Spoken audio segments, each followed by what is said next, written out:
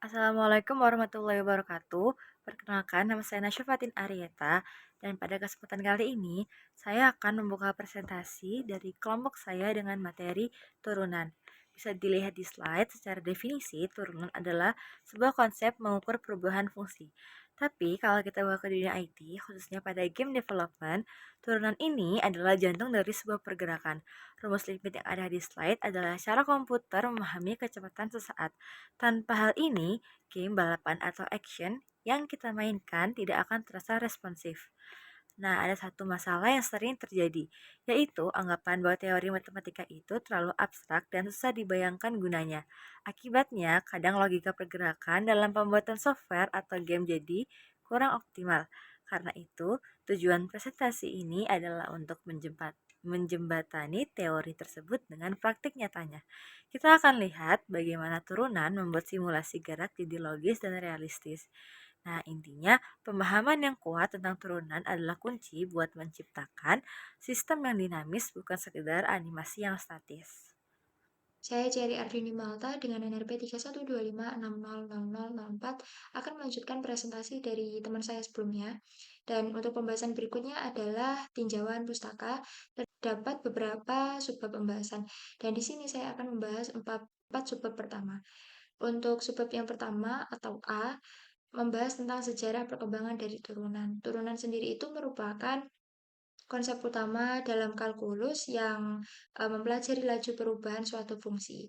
Nah, turunan ini dikembangkan oleh Isaac Newton melalui teori fluxions atau aliran yang berfokus pada interpretasi fisika, mendefinisikan turunan sebagai laju perubahan suatu kuantitas terhadap waktu, dan dikembangkan juga oleh Gottfried Wilhelm Leibniz melalui konsep diferensial yang dianotasikan sebagai dy per dx yang saat ini sering digunakan oleh banyak orang. Kemudian subbab yang kedua, B, mencari turunan menggunakan limit.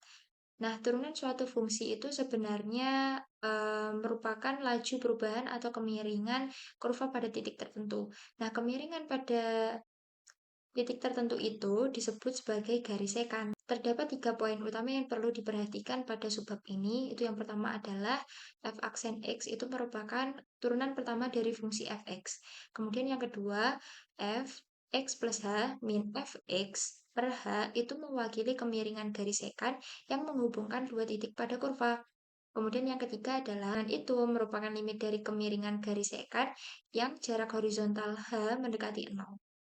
Kemudian subbab yang ketiga, C, gradien garis singgung suatu titik pada kurva menggunakan turunan.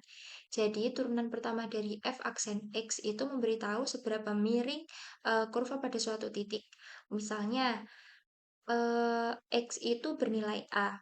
Nah, untuk mencari kemiringan dari x, maka tinggal masukkan saja nilai x ke dalam rumus turunan fungsi. Sehingga hasilnya nanti itu merupakan gradien atau kemiringan garis singgung di titik tersebut. Nah, supaya suatu fungsi itu bisa diturunkan atau punya turunan, maka dia harus memenuhi dua syarat berikut ini. Syarat yang pertama, dia harus kontinu di titik itu. Jadi, grafiknya tidak boleh terputus atau tidak boleh ada loncatan. Jadi, grafiknya harus nyambung. Kemudian syarat yang kedua adalah limit turunan dari kiri dan kanan itu harus sama. Jadi grafiknya tidak boleh ada sudut yang tajam. Perlu diingat juga bahwa semakin besar hasil turunan, maka semakin curam naiknya. Begitu juga sebaliknya. Kalau semakin kecil hasilnya, maka eh, akan semakin curam juga menurunnya. Yang keempat, B. Aturan dasar turunan. Aturan dasar turunan ini digunakan untuk mempermudah kita dalam menghitung, supaya ketika menghitung itu tidak selalu menggunakan definisi limit turunan. Ada 3 aturan dasar turunan. Yang pertama, aturan pangkat atau power rule. Di sini, eh, variabel yang mempunyai pangkat, pangkatnya itu dipindahkan ke depan, dan pangkatnya dikurangi 1. Jadi, rumus akhirnya itu adalah X pangkat N sama dengan N dikali X pangkat N min 1. Kemudian untuk aturan yang kedua adalah aturan perkalian atau product rule. Di sini terdapat dua fungsi yang saling dikalikan. Jadi ada fungsi UX dan fungsi VX. Untuk kasus ini, aturannya adalah turunan fungsi pertama dikalikan fungsi yang kedua, kemudian ditambah fungsi yang pertama dikalikan turunan fungsi yang kedua. Sehingga rumus akhirnya adalah U aksen X dikali Vx ditambah X dikali V aksen X. Kemudian, aturan yang ketiga atau aturan yang terakhir itu aturan pembagian atau quotient rule. Di sini terdapat dua fungsi yang saling membagi, sama seperti aturan yang kedua tadi untuk bagian pembilang. Sedangkan bagian penyebutnya itu merupakan fungsi yang kedua yang dipangkatkan dua, sehingga nanti hasil akhir dari rumus ini adalah U aksen X dikali Vx tambah Ux dikali V aksen X per V pangkat 2. Menjelaskan tentang aturan rantai, di mana aturan rantai itu digunakan saat kita menurunkan fungsi yang di dalamnya masih ada fungsi lain. Cara kerjanya sederhana, kita turunkan fungsi luarnya terlebih dahulu, lalu kita kalikan dengan turunan fungsi yang ada di dalamnya. Jadi di sini saya punya contoh apabila Y itu sama dengan 3x plus 1 pangkat 4. Jadi kita bakalan nurunin fungsi yang di luar dulu, yaitu yang pangkat 4-nya. Dimana nanti kita menurunkannya adalah 4-nya turun sebagai konstanta, lalu 3x plus 1 diumpamakan menjadi U. Jadi hasil Y-nya adalah 4U pangkat 3. Selanjutnya, kita akan menurunkan bagian fungsi yang ada di dalamnya, yaitu Gx-nya. Gx-nya jika diturunkan dari turunan dari 3x plus 1 adalah 3. Jadi, kita akan mengalihkan untuk mengetahui turunan semuanya. Jadi, Y aksennya sama dengan 12, karena 12-nya didapat dari 4, konstanta yang tadi diturunkan, dan 3 dari turunan fungsi Gx-nya. Sehingga menghasilkan 12 kali 3x plus 1 pangkat 3. Yang selanjutnya yaitu turunan kedua dan fungsinya. Jadi turunan kedua ini memberikan informasi lebih lanjut mengenai bentuk dan sifat kurva suatu fungsi, yang dimana dia dapat menunjukkan kecengkungan ke kurvanya itu ke atas atau ke bawah. Jadi kita bisa tahu dari nilai turunan keduanya itu lebih dari 0 atau kurang dari 0. Apabila dia lebih dari 0, maka dia akan cekung ke atas, seperti gambar di sini. Dia akan cekung ke atas. Namun apabila nilai dari turunan keduanya itu kurang dari 0, maka dia akan cekung ke bawah. Jadi yang berikutnya yaitu uji turunan kedua untuk nilai maksimum dan minimum. Jadi aplikasi turunan yang sering digunakan adalah mencari nilai maksimum atau minimum dari suatu fungsi. Yang pertama, kita harus menemukan titik stasioner yang bisa ditemukan dengan menyelesaikan persamaan dari f aksen x sama dengan 0. Jadi titik ini merupakan kandidat untuk nilai ekstrimnya nanti. Yang kedua adalah uji turunan kedua. Jika f aksen C sama dengan 0 dan turunan keduanya itu bernilai kurang dari 0, maka fungsi dari C tersebut memiliki nilai maksimum. Namun apabila f aksen C itu sama dengan 0 dan turunan keduanya bernilai lebih dari 0, maka fungsi C tersebut memiliki nilai minimum. Namun jika turunan kedua dari fungsi C tersebut memiliki nilai 0, maka ujinya gagal dan harus kembali ke uji dari turunan pertamanya. Saya Laudi, di sini saya ingin melanjutkan penjelasan dari Ayla, yaitu tinjauan pustaka bagian H, aplikasi turunan pada bidang lain. Turunan banyak digunakan dalam berbagai bidang, seperti fisika dan ekonomi. Bagian fisika, turunan membantu menganalisis gerak, di mana posisi diturunkan menjadi kecepatan, ds per dt, yang diturunkan menjadi percepatan, dv per dt. Bidang ekonomi, turunan digunakan dalam analisis marginal seperti biaya marginal dc per dx dan pendapatan marginal dr per dx menjadi dasar optimasi keuntungan dengan syarat MR sama dengan MC. Kesimpulan yang bisa kita ambil dari tinjauan pustaka kita, berdasarkan tinjauan ini, turunan adalah konsep matematis yang telah teruji kehandalannya dalam menjelaskan laju perubahan dan memecahkan masalah optimasi di berbagai bidang.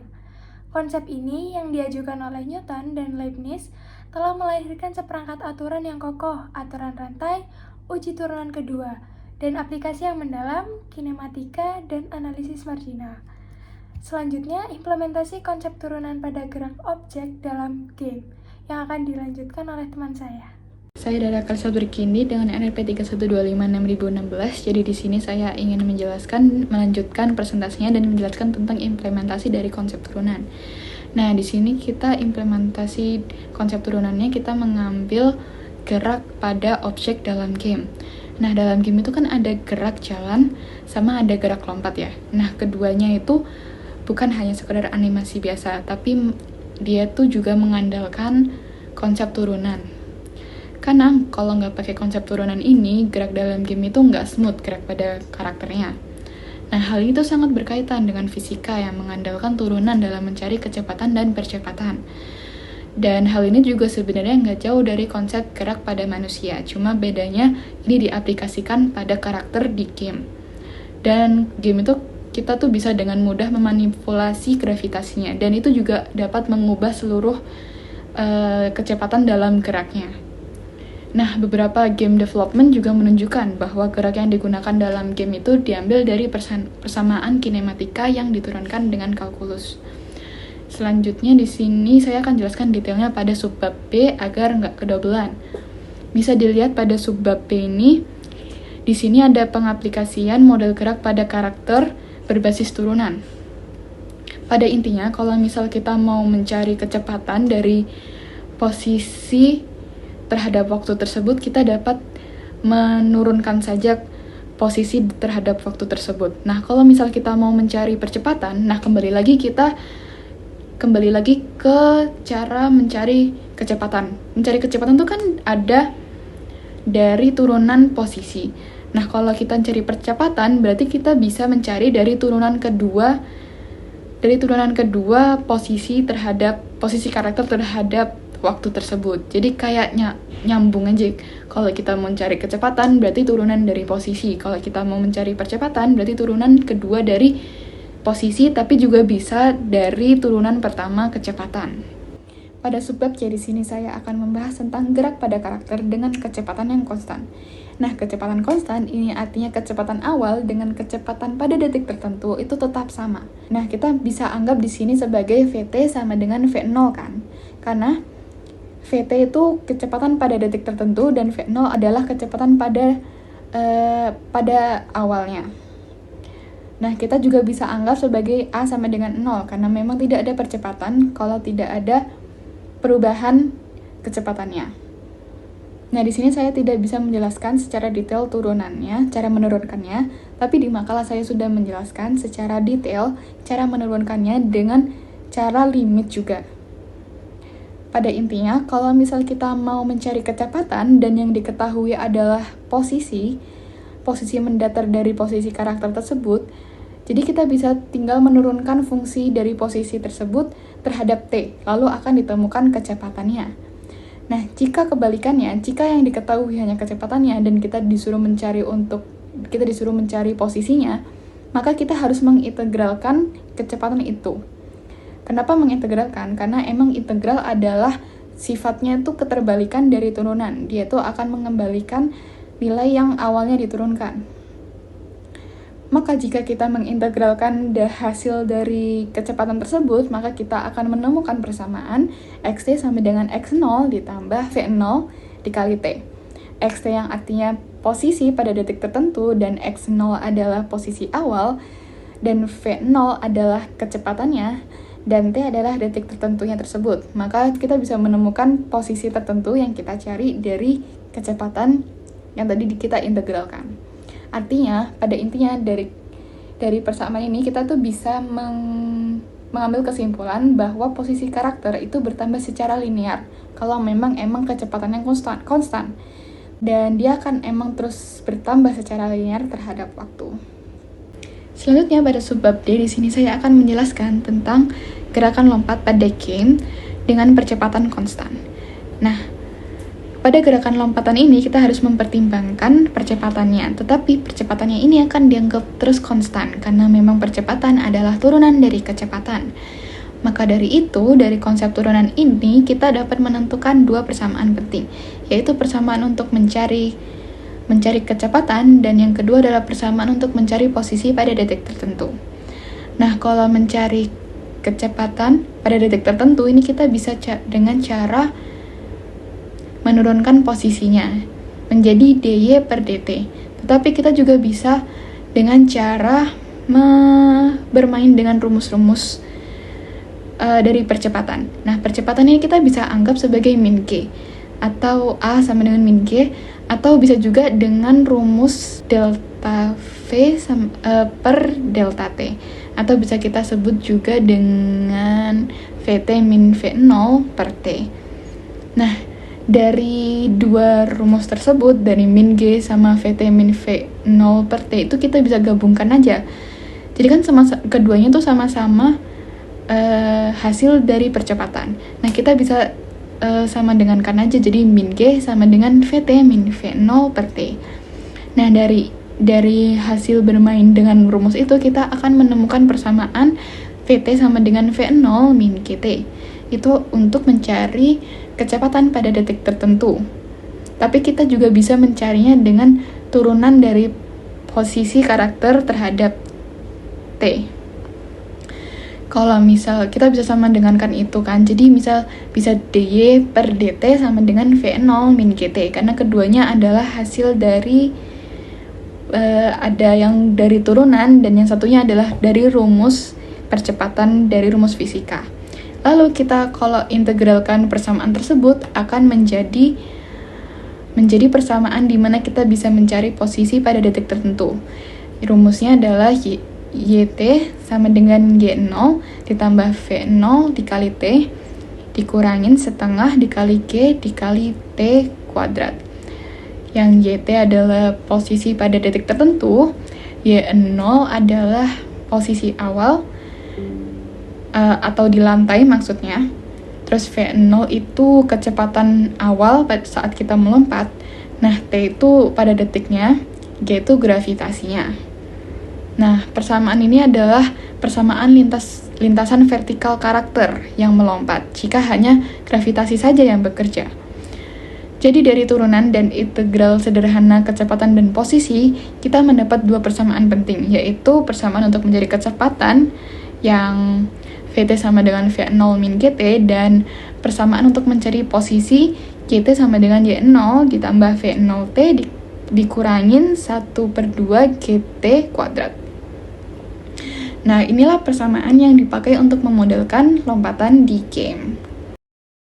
Perkenalkan, nama saya Alifani Zafara dan LP 31256 nolnya 4 kali 3. Di sini saya akan melanjutkan presentasi yang sudah teman saya lakukan. Di sini saya akan menjelaskan tentang penerapan pada gerakan lompat karakter dalam game. Jadi, konsep turunan dari matematika yang mungkin kita pelajari di kelas memiliki peran vital dalam menciptakan pengalaman bermain game yang realistis, khususnya pada gerakan melompat karakter. Pada dasarnya, gerakan vertikal karakter dalam game adalah studi kasus dari gerak lurus berubah beraturan di bawah pengaruh gravitasi. Karakter memulai dari posisi Y0 dengan kecepatan awal V0 ke atas, dan posisinya sebagai fungsi waktu, Y fungsi T, dipengaruhi oleh kecepatan gravitasi G. Persamaan posisi umum yang kita gunakan berasal dari integral fisika, yaitu Y fungsi T sama dengan Y0 atau posisi awal dari ketinggian awal karakter ditambah dengan V0 kali T, merupakan kecepatan awal yang diberikan ke atas, minus setengah Gt kuadrat. Ini memiliki pengurangan ketinggian akibat percepatan gravitasi. Tanda minus menunjukkan gravitasi menarik objek ke bawah. Contohnya, jika Y0 sama dengan 0 meter, V0 sama dengan 15 meter per second, dan G sama dengan 10 m per second kuadrat. Persamaan posisi menjadi Y fungsi T sama dengan 15T minus 5T kuadrat. Nah, disinilah konsep turunan masuk untuk mengetahui titik puncak lompatan, ketinggian maksimum. Kita tahu bahwa kecepatan vertikal karakter saat itu adalah 0. Kecepatan V fungsi T adalah turunan pertama dari posisi terhadap waktu, yaitu V fungsi T sama dengan Y aksen T. Dengan menurunkan Y fungsi T, kita mendapatkan Y aksen T sama dengan 15 minus 10 T. Kemudian, kita atur turunan ini sama dengan 0 untuk mencari waktu saat mencapai puncak. Dan kita temukan T puncaknya yaitu 1,5 detik. Dengan substitusikan nilai waktu ini kembali ke persamaan posisi, kita dapat mendapatkan ketinggian puncaknya yaitu Y puncak sama dengan 11,25 meter. Selanjutnya, kita juga bisa menghitung total waktu di udara karakter yang didapatkan dari T sama dengan 2V0 per G, yaitu 3 detik dalam kasus ini. Namun, dalam implementasi game sesungguhnya, perhitungan ini tidak dilakukan secara kontinu, melainkan diaproksimasi setiap frame menggunakan rumus diskrit. Perhitungan kecepatan dan posisi pada frame berikutnya didasarkan pada nilai frame sebelumnya, ditambah perubahan yang terjadi selama interval waktu frame, atau biasa disebut dengan delta T. Rumus diskritnya adalah V baru sama dengan V lama plus A dikali delta T, dan Y baru sama dengan Y lama plus V baru dikali delta T. Dengan cara ini, meskipun perhitungan dilakukan secara diskrit, konsep dasar turunan dari matematika ini tetap diterapkan untuk memastikan bahwa gerakan lompatan karakter terlihat mulus, fisikal, dan realitas di mata pemain. Ini adalah bukti nyata bagaimana matematika menjadi tulang punggung dari grafis dan gameplay yang kita nikmati saat ini. Baik, sebagai penutup presentasi dari kelompok kami, mari kita rangkum poin-poin materi yang sudah dijelaskan oleh teman-teman saya. Nah, ternyata matematika, khususnya pada materi turunan, adalah sebuah nyawa dari pergerakan karakter game yang kita mainkan. Kenapa? Karena turunanlah yang membuat simulasi fisika di dalam game menjadi masuk akal. Kalian bisa lihat di slide yang telah kami tampilkan, ada hubungan erat antara posisi, kecepatan, dan percepatan. Simpelnya, kecepatan adalah turunan pertama dari posisi, dan percepatan adalah turunan dari kecepatan itu sendiri. Rumus-rumus yang teman-teman lihat di slide kami seperti VT untuk kecepatan linier dan YT untuk posisi kuadratik adalah dasar perhitungannya. Rumus inilah yang memastikan kalau karakter di dalam game melompat, lintasannya itu membentuk sebuah parabola, bukan garis lurus yang aneh. Jadi, kesimpulannya penerapan turunan adalah suatu hal yang krusial untuk menciptakan gameplay yang smooth dan realistis. Tanpa perhitungan turunan ini, karakter dalam game kita tidak akan bisa bergerak sealami itu. Sekian presentasi dari kelompok kami. Mohon maaf bila ada salah kata. Semoga materi yang kami sampaikan bisa bermanfaat bagi kalian. Sekian, terima kasih. Wassalamualaikum warahmatullahi wabarakatuh.